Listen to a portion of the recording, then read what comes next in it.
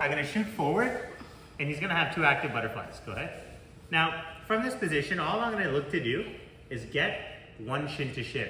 And the way to do that is kind of turn your hips and pull back. Okay, see how I turn my hips? Watch again. If I just circle here, sometimes it's hard to get in the hook. But if I turn my right hip down, it allows me to pull my leg a little bit higher and return into that shin to shin position.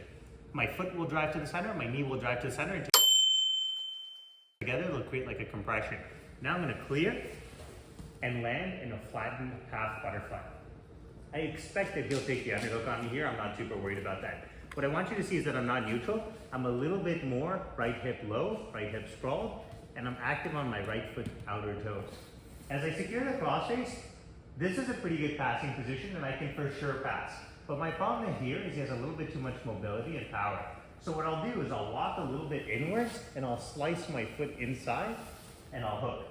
And what that'll do is I'll put a little bit of pressure, and the lower I go, the more pressure it'll apply. I'll put a bit of pressure on his hip and his knee. So we'll kind of lock his orientation in this direction. You guys see that? Now I don't want to do it too much because I don't want to hurt his knee. So as soon as I feel that resistance, it's enough. I just know I need to kill his mobility. Now, the butterfly hook, it could be as easy as just using my tricep to block and stepping over and biting. But sometimes the leg length flexibility, it's an issue. So look what I do.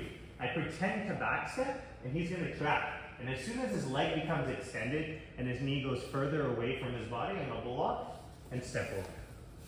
I shoot in from my double under. Look, hip heavy, I circle back and I insert that shin to shin.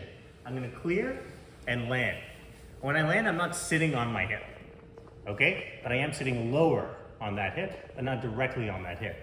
Now, look what I want to do. I want to take my sprawling leg, hook inside, and create almost like a slight torquing pressure on his knee and hip. So my heel, my Achilles tendon area starts to pull in on his shin. And what that's gonna do is gonna rotate his knee inwards. What I don't wanna do is have neutral hips and create a grapevine. I need to sit on the outer edge of my knee to access this kind of pressure. Do you feel that? Now, the hook right here, I can block and step over. Alternatively, look what I can do.